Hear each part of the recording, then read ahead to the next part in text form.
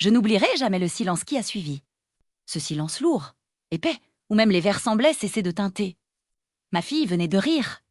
Un rire cruel, méprisant, qui résonnait encore dans le restaurant bondé de ce palace parisien. Elle avait ri de cette femme en face de nous, cette femme aux cheveux grisonnants cachés sous un foulard simple, cette femme aux mains abîmées par le travail, cette femme que ma fille appelait mon amie pauvre devant tout le monde. Et puis Katharina enlevait ses lunettes de soleil. Mon Dieu, le visage de ma fille! Elle est devenue d'une pâleur cadavérique. Ses lèvres parfaitement maquillées se sont ouvertes sans qu'aucun son n'en sorte. Ses yeux qu'elle tenait de son père, se sont écarquillés d'horreur. Autour de nous, les murmures ont commencé, les téléphones se sont levés. Les flashs ont crépité, parce que tout le monde venait de reconnaître qui était vraiment cette femme simple assise à notre table. Mais je dois vous raconter depuis le début. Parce que cette histoire ne commence pas dans ce restaurant, elle ne commence même pas avec ma fille. Elle commence il y a 42 ans, dans une chambre d'hôpital miteux de Marseille, où deux jeunes femmes sans le sou partageaient la même peur, la même solitude, le même désespoir. J'avais 18 ans. Catherine en avait 19. Nous étions toutes les deux enceintes, toutes les deux abandonnées par les hommes qui nous avaient promis la lune. Nous n'avions rien. Pas d'argent, pas de famille, pas d'avenir. Juste nos ventres ronds et nos larmes que nous essuyions en cachette pour ne pas effrayer l'autre. Dans ce couloir glacial qui sentait le désinfectant et la misère, nous nous sommes juré quelque chose. Un serment que seules les femmes qui ont tout perdu peuvent comprendre. Nous nous sommes promis de ne jamais nous abandonner, quoi qu'il arrive, qui que nous devenions. Katharina a couché la première, une petite fille aux cheveux noirs qu'elle a appelée Sophie. Moi, j'ai eu ma Margot 3 jours plus tard. Nous avons quitté cet hôpital ensemble, avec nos bébés dans les bras et exactement 237 francs entre nous deux. Nous avons partagé un studio de 18 mètres carrés à Belleville. Nous partagions tout. Le pain rassis, les couches, les pleurs de nos filles, nos rêves incensés et d'une vie meilleure. Et puis un jour, tout a basculé pour Catherine. Un photographe l'a remarquée dans la rue. Elle portait Sophie dans un vieux porte-bébé déchiré. Elle n'avait pas dormi depuis 2 nuits. Ses cheveux étaient sales, mais il a vu quelque chose. Ce quelque chose que le monde entier allait découvrir quelques années plus tard. Cette beauté brute, intemporelle, magnétique, Catherine est devenue mannequin, puis actrice. Et moi, j'ai rencontré Philippe. Philippe était tout ce que je croyais vouloir. Riche et établi, rassurant. Il m'a offert la sécurité, une grande maison à Neuilly, des vacances sur la Côte d'Azur, une vie où Margot ne manquerait jamais de rien. J'ai épousé Philippe 6 mois après notre rencontre. Catherine était mon témoin. Elle portait une robe qu'elle avait cousue elle-même parce qu'elle n'avait pas encore l'argent pour s'en acheter une belle. Sur les photos de ce mariage, nous sourions toutes les deux. Mais il y avait déjà quelque chose dans nos yeux. Une tristesse, comme si nous savions que nos chemins allaient diverger. Philippe n'a jamais aimé Catherine. Il trouvait qu'elle venait d'un milieu trop modeste, que son accent du Sud était vulgaire, que sa présence dans notre vie rappelait mes origines misérables. Quand la carrière de Catherine a explosé, quand son visage est apparu sur tous les écrans, dans tous les magazines, quand elle est devenue une icône internationale, Philippe a changé de discours. Soudain, il voulait organiser des dîners avec elle. Il voulait être vu à ses côtés, il voulait qu'elle nous présente ses contacts dans le cinéma, dans la mode, dans les cercles du pouvoir. Catherine refusait poliment. Elle venait toujours me voir seule, dans des cafés discrets, loin des photographes. Elle m'a porté des cadeaux pour Margot. Des jouets coûteux que ma fille cassait avec l'indifférence des enfants gâtés. Nous parlions pendant des heures. Elle me racontait la violence de son métier, la solitude de la célébrité, comment les hommes la désiraient sans jamais la voir, vraiment. Je lui racontais mes propres tourments. Comment Philippe me trompait avec sa secrétaire. Comment il rentrait de plus en plus tard. Comment l'argent qui m'avait ébloui était devenu une prison dorée. Un soir, j'ai découvert quelque chose d'horrible. J'étais dans le bureau de Philippe, je cherchais des documents pour les impôts, et je suis tombée sur un dossier. Un épais dossier rempli de lettres, de contrats, de coupures de presse. Tout concernait Catherine. Il y avait des photos d'elle prises à son insu, des notes sur ses déplacements, des copies de ses contrats publicitaires. Et surtout, il y avait des lettres. Des lettres que Philippe avait écrites mais jamais envoyées. Des lettres d'amour obsessionnelles, malades, terrifiantes. Mon mari était fou amoureux de ma meilleure amie. J'ai vomi dans sa corbeille à papier. J'ai tremblé pendant 1 heure, assise par terre dans ce bureau, incapable de bouger. Et puis j'ai fait ce que font toutes les femmes trop lâches pour affronter la vérité. J'ai remis le dossier exactement où je l'avais trouvé. J'ai effacé les traces de mon passage. J'ai continué à vivre comme si de rien n'était. Mais j'ai commencé à éloigner Catherine, subtilement d'abord. J'annulais nos rêves au dernier moment. Je ne répondais plus à ses appels aussi rapidement. Je trouvais des excuses pour ne pas la voir. Elle me demandait ce qui n'allait pas. Je mentais. Je disais que tout allait bien, que j'étais simplement débordée. Et progressivement, nos rencontres se sont espacées. De toutes les semaines à tous les mois, de tous les mois à tous les ans, Margot grandissait. Philippe la gâtait outrageusement pour compenser ses absences et ses trahisons. Ma fille devenait exactement ce que je redoute et superficielle, matérialiste. Cruelle envers ceux qui avaient moins qu'elle. À 15 ans, elle refusait de porter des vêtements qui coûtaient moins de 1 000 €. À 18 ans, elle changeait de voiture comme d'autres changent de chaussures. Et moi, je laissais faire. Parce que j'étais devenue aussi faible que Philippe était corrompu.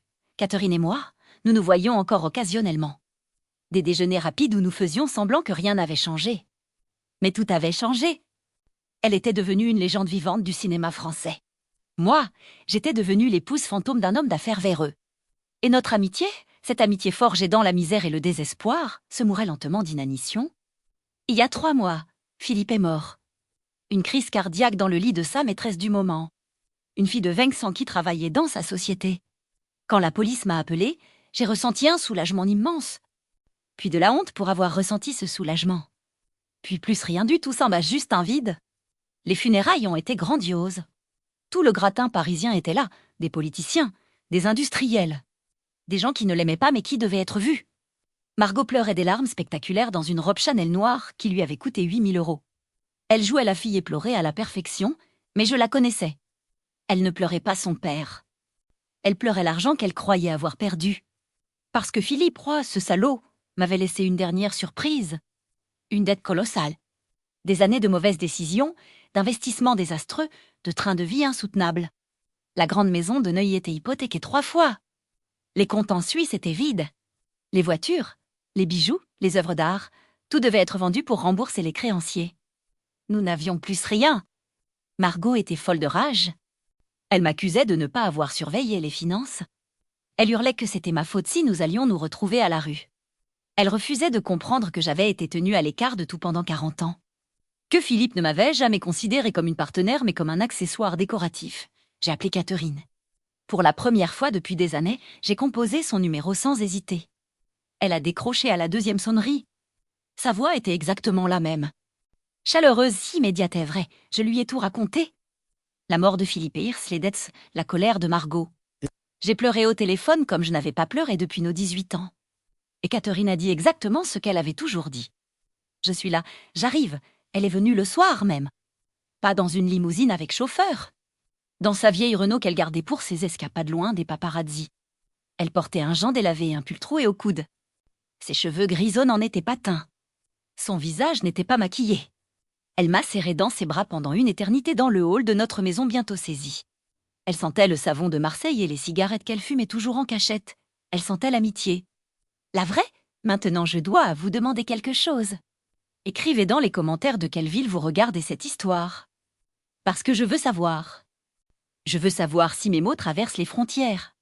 Si mon histoire touche des cœurs à Paris, à Lyon, à Marseille, à Montréal, à Bruxelles, partout où on parle notre belle langue. Et abonnez-vous à cette chaîne. Parce qu'il y a tellement d'histoires comme la mienne. Des histoires vraies de femmes qui ont survécu, qui ont souffert, qui ont appris. Des histoires qui vont vous enseigner sur la vie, sur l'amour, sur la trahison. Ne manquez pas ces récits. Ils pourraient changer votre façon de voir le monde. Catherine est restée avec moi pendant 2 semaines. Elle a tout organisé. Elle a appelé ses avocats qui ont négocié avec les créanciers de Philippe. Elle a trouvé un appartement décent dans le 11e arrondissement que nous pouvions nous permettre. Elle m'a aidé à trier 40 ans de possession, décidant ce qui valait la peine d'être gardé et ce qui n'était que du matérialisme vide. Et surtout, elle a essayé de parler avec Margot. Ma fille refusait de la voir. Elle s'enfermait dans sa chambre quand Catherine arrivait. Elle l'appelait la vieille actrice has-been. Elle disait que Catherine profitait de notre malheur pour se sentir supérieure. Elle crachait un venin que je ne savais même pas qu'elle possédait. Un jour, Catherine a frappé à sa porte. Margot a hurlé de là, laissée tranquille. Catherine a répondu doucement, à travers le bois de cette porte, que quand Margot aurait besoin d'elle, elle serait là toujours. Comme elle avait toujours été là pour moi. Nous avons déménagé un mardi pluvieux d'octobre. Margot n'a pas levé un doigt pour aider. Elle est partie vivre chez son petit ami du moment, un trader arrogant qui la traitait comme une poupée coûteuse. Elle ne m'a pas appelée pendant 3 semaines. Quand elle l'a finalement fait, c'était pour me demander de l'argent. J'ai dû lui expliquer encore une fois que nous n'avions pas d'argent. Elle a raccroché en plein milieu de ma phrase. Catherine venait me voir tous les jeudis. Nous prenions le thé dans mon petit appartement qui aurait tenu 10 fois dans mon ancien salon. Elle m'apportait des gâteaux de chez mon pâtissier préféré. Nous parlions comme avant. Comme quand nous avions 18 ans et que tout l'avenir était encore possible. Elle me racontait qu'elle aussi avait connu la trahison. Son ex-mari qui avait dilapidé des millions. Des producteurs qui l'avaient exploité. Des amis qui n'étaient là que pour sa célébrité. Nous rions de notre naïveté passée. Nous pleurions sur nos erreurs. Nous nous reconstruisions lentement, ensemble, comme nous l'avions toujours fait. J'ai trouvé un travail. Rien de glorieux, vendeuse dans une boutique de vêtements près de Bastille. Le salaire était modeste mais honnête. Pour la première fois depuis mes 18 ans, je gagnais mon propre argent. Je payais mon propre loyer. Je choisissais ma propre vie. C'était terrifiant.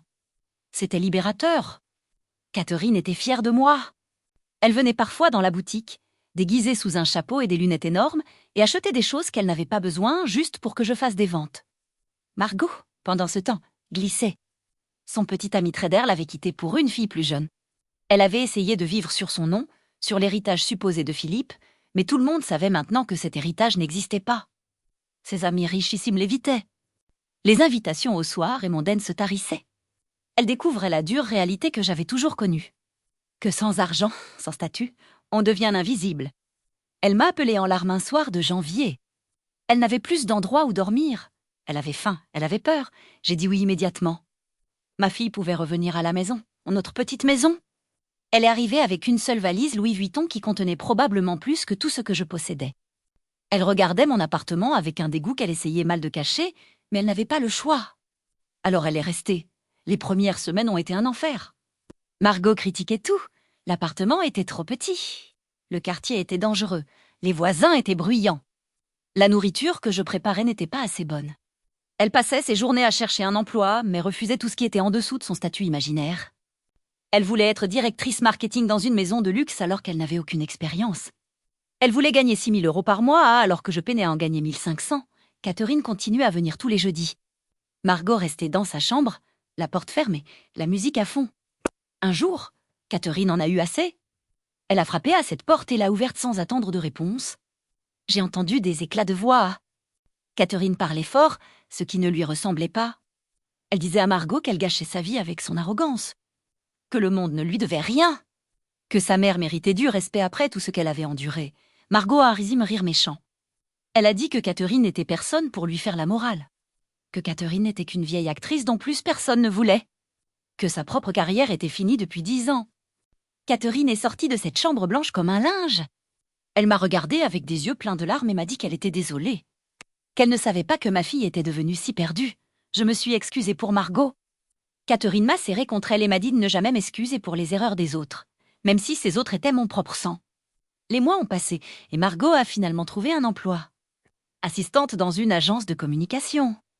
Le salaire était correct mais bien loin de ses attentes. Elle y allait tous les matins avec la tête d'une condamnée marchant vers l'échafaud. Elle se plaignait constamment non de son patron, de ses collègues gags, du travail lui-même. Et elle y allait quand même, parce qu'elle n'avait pas le choix. Et puis est venu le jour de mon 60e anniversaire. Catherine voulait m'emmener déjeuner pour célébrer.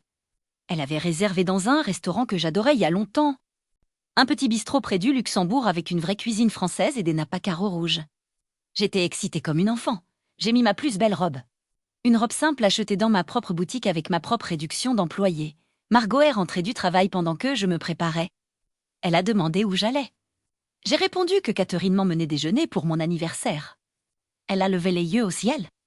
Elle a dit que c'était pathétique de célébrer 60 ans de médiocrité. Puis elle a ajouté quelque chose qui m'a glacé le sang. Elle a dit qu'elle viendrait avec nous. Pour s'assurer que ta pauvre amie ne profite pas de toi, j'ai protesté. J'ai dit que c'était un déjeuner entre Catherine et moi. Margot a insisté. Elle a dit que c'était son devoir de fille de me protéger. Elle a appelé Catherine directement pour lui annoncer qu'elle se joignait à nous. Catherine a accepté avec sa grâce habituelle. Elle a dit que plus on était, plus on riait. Mais j'entendais la tension dans sa voix. Quand Catherine est arrivée pour nous chercher, elle était méconnaissable. Enfin, méconnaissable pour quelqu'un qui ne la connaissait pas vraiment. Elle portait un vieux pantalon en toile, un chemisier blanc défraîchi, des chaussures platusées. Ses cheveux grisonnants étaient cachés sous un foulard ordinaire. Elle avait de grosses lunettes de soleil qui mangeaient la moitié de son visage. Ses mains, ces belles mains qui avaient fait rêver des millions de spectateurs, étaient marquées par le temps et le travail de son jardin en Provence. Margot la regardait de haut en bas avec un mépris non déguisé. Elle a murmuré assez fort pour que Catherine entende que si c'était sa une icône du cinéma français. Elle avait eu raison de ne jamais regarder les vieux films. Catherine a souri. Un sourire triste. Un sourire qui en disait long sur toutes les fois où elle avait essayé de tendre la main à ma fille et s'était fait repousser. Le trajet en voiture a été tendu. Margot a passé tout le temps sur son téléphone à envoyer des messages à ses amis, probablement pour se moquer de la situation. Moi, j'étais au supplice. Je voulais que ce déjeuner soit parfait. Je voulais que Margot voie enfin qui était vraiment Catherine folle, pas la star. Pas la légende, mais la femme. Mon amie. La personne qui m'avait sauvée plus de fois que je ne pouvais compter. Mais Catherine avait changé le restaurant. Au lieu du petit bistrot prévu, elle s'est garée devant le Bristol. Le palace le plus prestigieux de Paris, Margot a levé les yeux de son téléphone pour la première fois.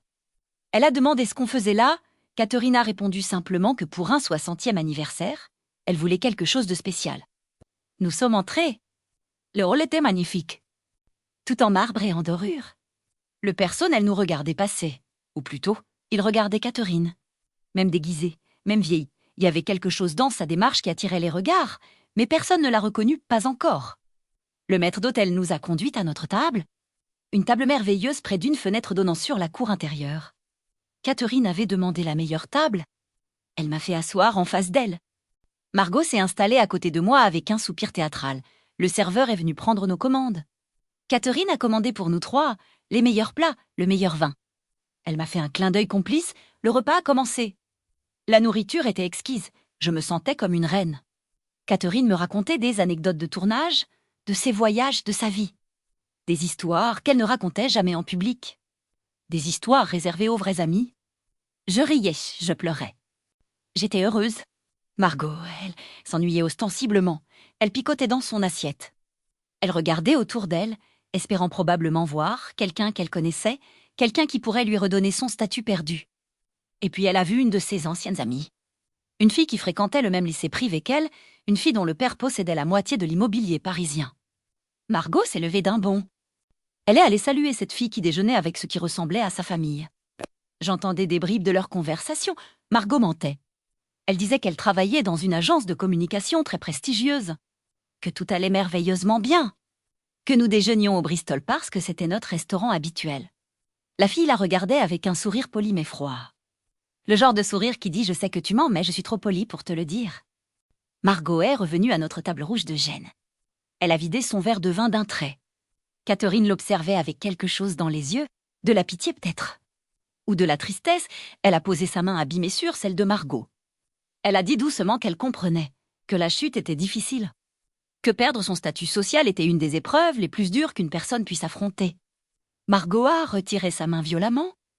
Elle a dit d'une voix forte, trop forte, que Catherine ne comprenait rien, que Catherine n'avait jamais eu de statut à perdre puisqu'elle venait de la rue. Les conversations autour de nous se sont arrêtées. Les gens nous regardaient. Catherine est restée calme. Elle a dit que justement, elle savait exactement ce que c'était de n'avoir rien. Et que c'était de là qu'on construisait les fondations les plus solides. C'est là que Margot a explosé. Elle a ri. Ce rire horrible que je vous ai décrit au début. Un rire méchant, strident, qui a résonné dans tout le restaurant. Elle a dit assez fort pour que plusieurs tables entendent que c'était hilarant d'écouter des leçons de vie de la part de l'amie pauvre de sa mère. Qu'elle ne comprenait pas pourquoi je m'accrochais à cette amitié pathétique avec une femme qui n'avait clairement pas réussi sa vie puisqu'elle s'habillait comme une sans-abri. Le silence, ce silence terrible dont je vous ai parlé. Tous les regards étaient sur nous. Catherine me regardait. Pas Margot à moi, comme si elle cherchait à voir si j'allais la défendre. Si notre amitié de 40 ans valait quelque chose pour moi. Si j'allais enfin avoir le courage de tenir tête à ma fille. J'ai ouvert la bouche, aucun son n'est sorti. J'étais paralysée.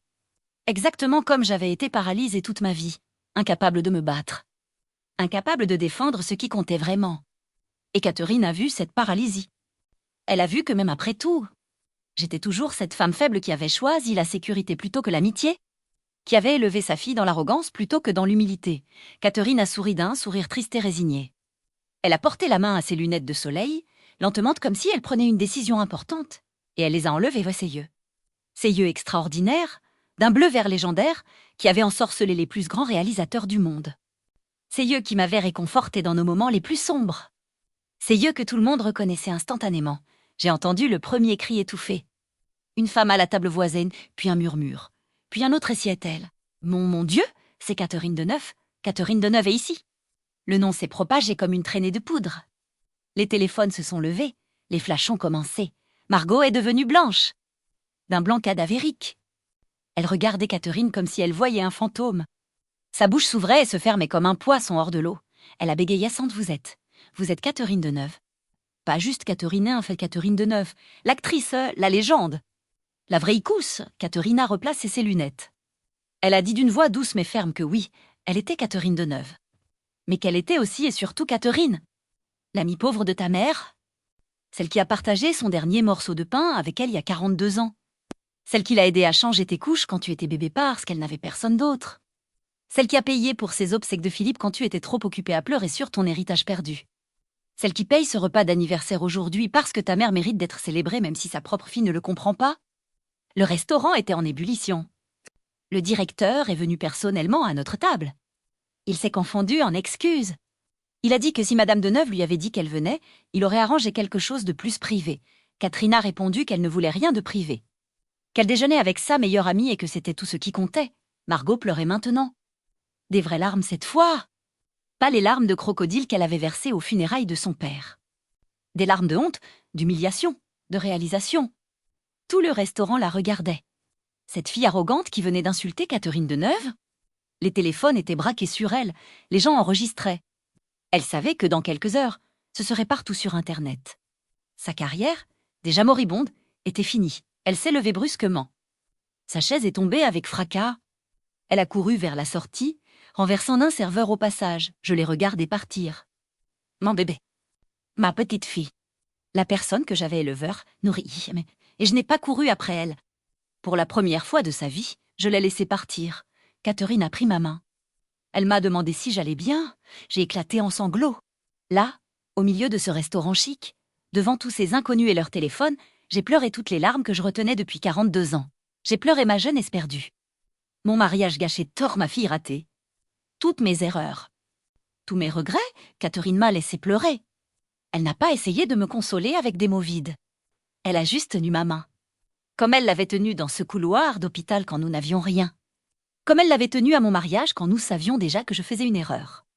Comme elle l'avait tenue pendant toutes ces années où j'avais essayé de la tenir à distance parce que j'avais peur. Peur que Philippe la désire. Peur qu'elle me rappelle qui j'étais vraiment. Peur qu'elle voie à quel point j'avais échoué. Quand mes larmes se sont enfin taries, Catherine a appelé le serveur. Elle a demandé l'addition. Le direct continuar d'où 34e heure est revenue. Il a dit que le repas était offert. Que c'était un honneur d'avoir Madame Deneuve dans son établissement. Catherine a refusé poliment mais fermement. Elle a insisté pour payer. Elle a dit que c'était l'anniversaire de sa meilleure amie et qu'elle voulait lui offrir ce repas. Nous sommes sortis du restaurant sous les flashs et les murmures. Catherine m'a prise par le bras, me soutenant alors que mes jambes tremblaient. Dans la voiture, j'ai enfin trouvé ma voix.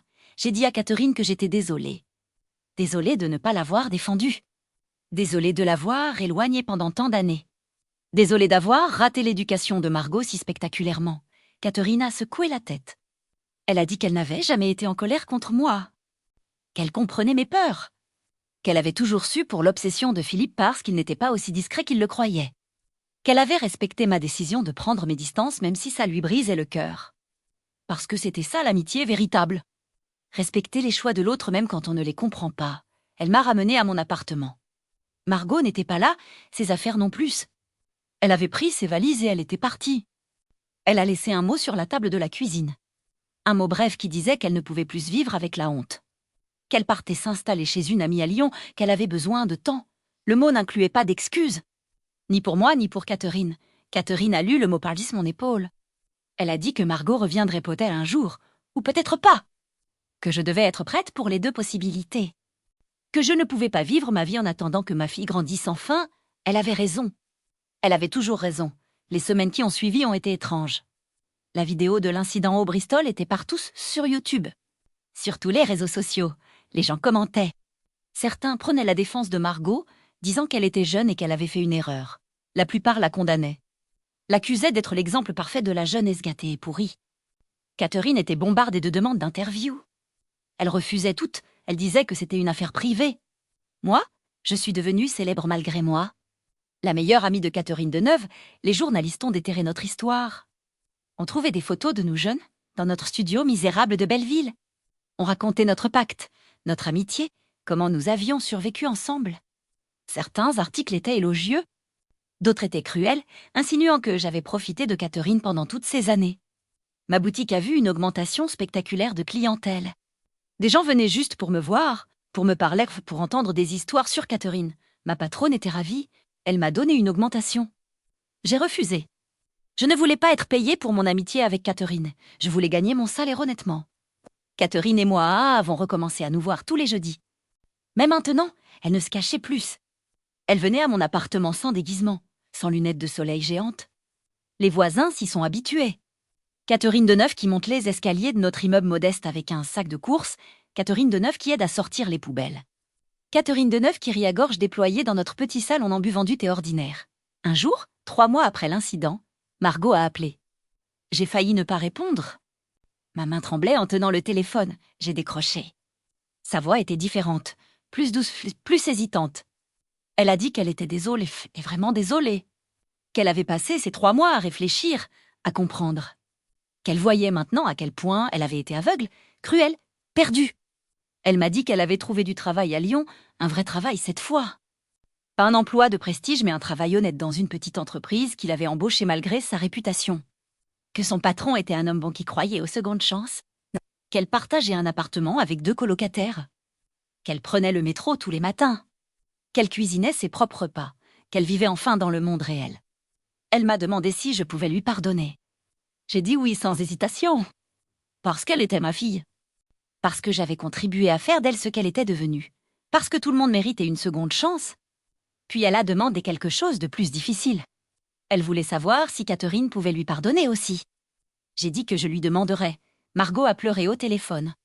Elle a dit qu'elle comprenait si Catherine refusait, que ce qu'elle avait fait était impardonnable, que Catherine lui avait donné tant d'amour au fil des années et qu'elle avait repoussé encore et encore. Nous avons parlé pendant 2 heures. Ma fille a eu ma petite fille qui grandissait enfin. Quand j'ai raconté cette conversation à Catherine le jeudi suivant, elle a souri. Ce sourire magnifique qui avait illuminé tant d'écrans. Elle a dit qu'elle n'avait jamais cessé d'aimer Margot, que Margot était comme une nièce pour elle, que la porte était toujours ouverte, toujours. Nous avons organisé une rencontre. Margot est venue de Lyon en train. Catherine et moi sommes allés la chercher à la gare. Quand Margot est descendue du train, j'ai presque pleuré. Elle avait l'air si différente, plus de vêtements de marque. Juste un jean simple et un pull. Ses cheveux étaient attachés en queue de cheval, pas de maquillage élaboré, elle était belle. Vraiment belle. Pour la première fois, elle ressemblait à la fille que j'avais toujours espéré qu'elle serait. Margot s'est approchée de Catherine lentement. Elle s'est arrêtée à quelques pas, elle a baissé la tête. Elle a commencé à s'excuser. Catherine l'a arrêtée en levant la main. Puis elle a ouvert les bras, Margot s'est effondrée dans ses bras. Ses bras qui avaient consolé tant de gens. Ses bras qui m'avaient tenue quand j'avais des suites en née enceinte. Ses bras qui ne savaient que donner de l'amour.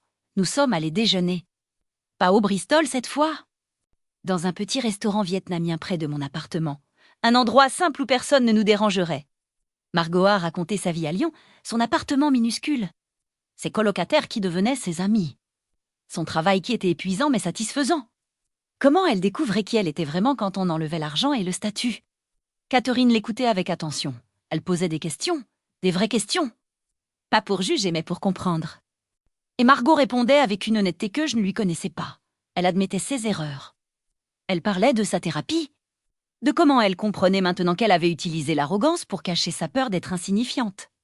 À la fin du repas, Catherine a pris les mains de Margot dans les siennes. Elle lui a dit quelque chose que je n'oublierai jamais. Elle a dit que la vraie richesse n'était pas dans un compte en banque, que le vrai statut ne venait pas d'un nom de famille ou d'une adresse prestigieuse, que la seule chose qui comptait vraiment dans cette vie, c'était les connexions authentiques qu'on créait avec d'autres âmes, que l'argent pouvait disparaître du jour au lendemain, que la célébrité était éphémère, mais qu'une amitié véritable, un amour véritable, ça durait pour toujours. Margot pleurait, je pleurais.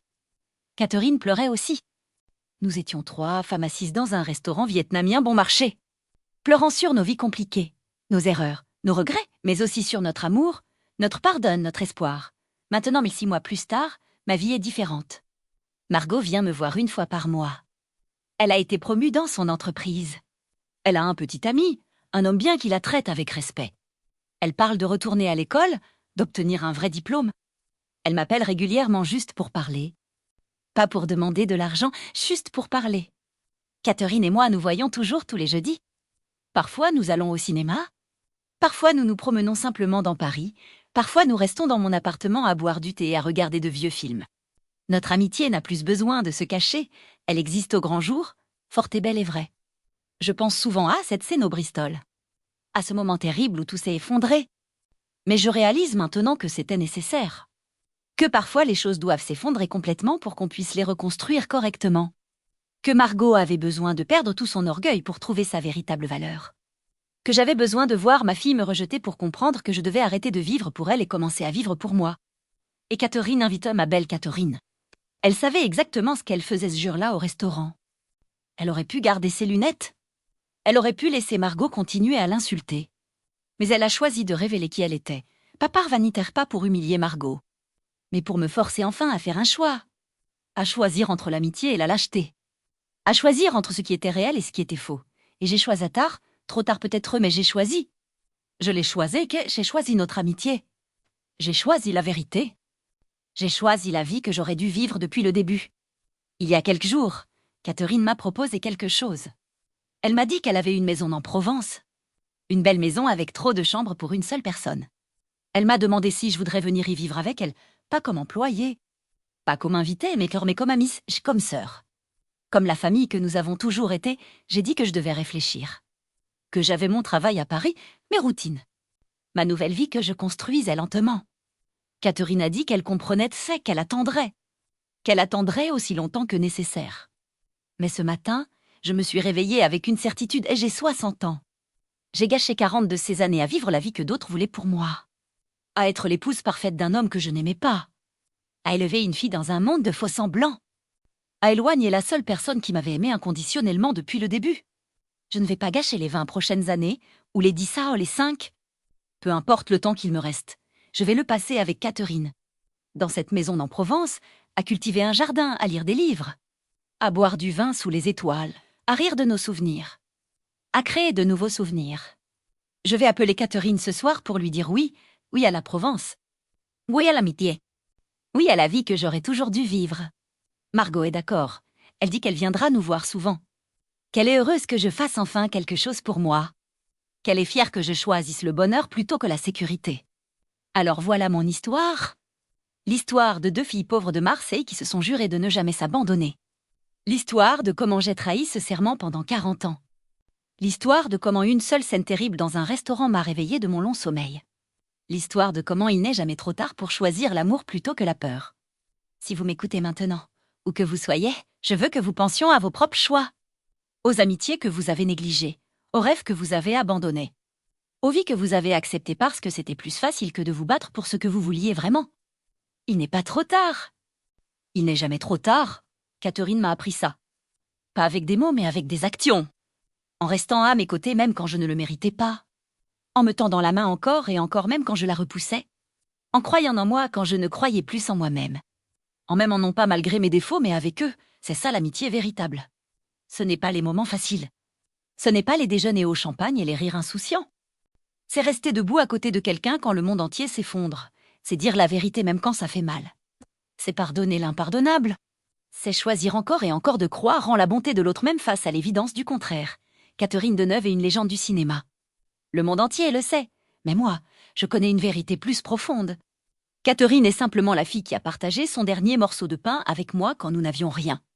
Et ça vaut plus que tous les Césars du monde. Quand je partirai pour la Provence le mois prochain, je n'emporterai pas grand-chose. Quelques vêtements, quelques photos. Le foulard que Catherine portait le jour de mon mariage. La cuillère en bois que nous avions achetée ensemble dans notre studio de Belleville, les lettres qu'elle m'a écrites au fil des ans. Ce sont mes vrais trésors. Pas les bijoux que Philippe m'avait offerts et qui ont été vendus pour payer ses dettes. Pas la grande maison de Neuilly qui n'a jamais été un foyer. Mais ces petits objets qui racontent l'histoire de notre amitié. Et vous savez quoi? Je suis heureuse, vraiment heureuse. Pour la première fois depuis que j'ai accepté d'épouser Philippe. Je me réveille le matin avec de l'excitation plutôt que de la crainte. Je regarde l'avenir avec espoir plutôt qu'avec résignation. Je suis pauvre selon les standards du monde. Mais je suis riche de ce qui compte vraiment. Margot me dit que je suis son aspiration maintenant. Que me voir reconstruire ma vie à 60 ans lui donne le courage de continuer à construire la sienne à 30. Que notre histoire, aussi douloureuse soit-elle, lui a enseigné ce qu'aucune école privée n'aurait pu lui enseigner. La valeur de l'humilité, la force de la vulnérabilité, la beauté de l'authenticité. Catherine dit que nous bouclons la boucle. Que nous revenons à ce que nous avons toujours été. Deux filles qui n'ont besoin que l'une de l'autre pour être complètes.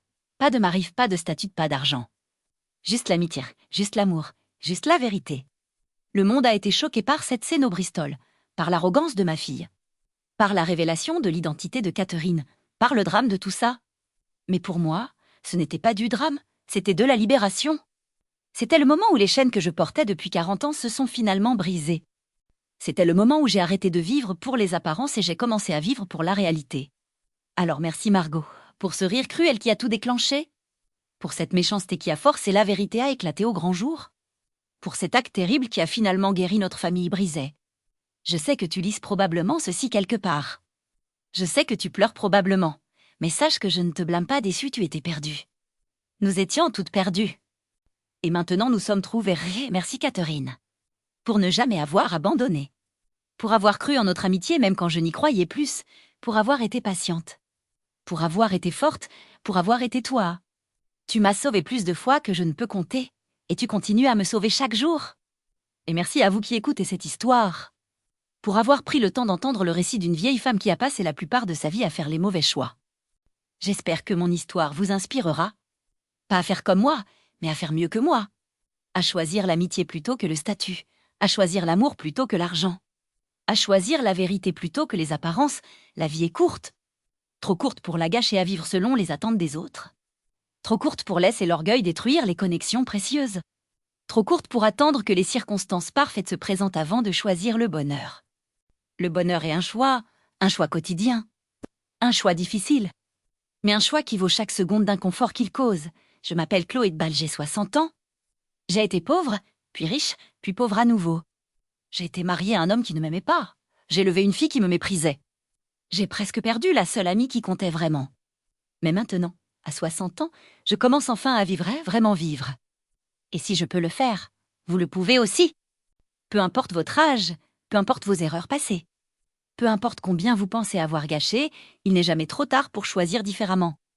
Il n'est jamais trop tard pour revenir vers ceux qui vous aiment vraiment. Il n'est jamais trop tard pour être authentique. Dans quelques semaines, je serai en Provence. Catherine et moi planterons des tomates dans le jardin. Nous rirons en nous rappelant ce studio minuscule de Belleville. Nous pleurerons en pensant à toutes les années perdues. Nous nous serrerons la main comme nous l'avons fait il y a Quatedon dans ce couloir d'hôpital. Et nous nous promettrons, encore une fois, de ne jamais nous abandonner. Parce qu'au final, c'est tout ce qui compte. Les connexions que nous créons. Les promesses que nous tenons. L'amour que nous donnons et recevons. Tout le reste, l'argent, le statut, les possessions, ce n'est que du bruit. Du bruit qui nous distrait de ce qui est réellement important. Ma fille a ri de mon ami pauvre. Et ce rire a sauvé ma vie. Ironique, n'est-ce pas? Comment les moments les plus terribles peuvent devenir les plus transformateurs? Comment la honte peut mener à la liberté? Comment la perte peut révéler ce qui était vraiment précieux depuis le début? Je ne sais pas combien d'années il me reste. Dystrephène, 36 j'ai de la chance. Mais je sais comment je vais les passer. Avec Catherine. Avec Margot quand elle vient nous voir. Avec simplicité. Avec authenticité. Avec amour. Sans regret, sans peur. Sans compromis. En fait, c'est ma promesse à moi-même. C'est mon cadeau pour la jeune fille de Dexter qui pleurait dans ce couloir d'hôpital. C'est ma rédemption pour toutes les années où j'ai été trop faible pour vivre selon mes valeurs. C'est ma victoire finale contre un monde qui essaie de nous convaincre que nous avons besoin de plus, que nous devons être plus, que nous ne sommes jamais assez. Je suis assez. J'ai toujours été assez. Catherine l'a toujours su. Margot commença à le comprendre. Et maintenant, finalement, je le sais aussi. Alors voilà, c'est mon histoire. L'histoire d'une femme ordinaire avec une amie extraordinaire. L'histoire de comment un rire cruel dans un restaurant élégant a changé 3 vies pour toujours. L'histoire de comment on peut perdre tout et se retrouver avec plus qu'on n'avait jamais imaginé. Merci de m'avoir écouté. Merci d'avoir partagé ce voyage avec moi. Je vous souhaite à tout le courage de choisir l'authenticité, le courage de préserver vos vraies amitiés, Le courage de vivre selon vos propres termes, peu importe ce que le monde en pense. Et rappelez-vous, derrière chaque légende, chaque icône, chaque personne célèbre, il y a un être humain avec des peurs, des doutes, des vulnérabilités. Catherine Deneuve est une star. Mais Catherine est mon amie, et c'est l'amie qui compte. C'est toujours l'amie qui compte.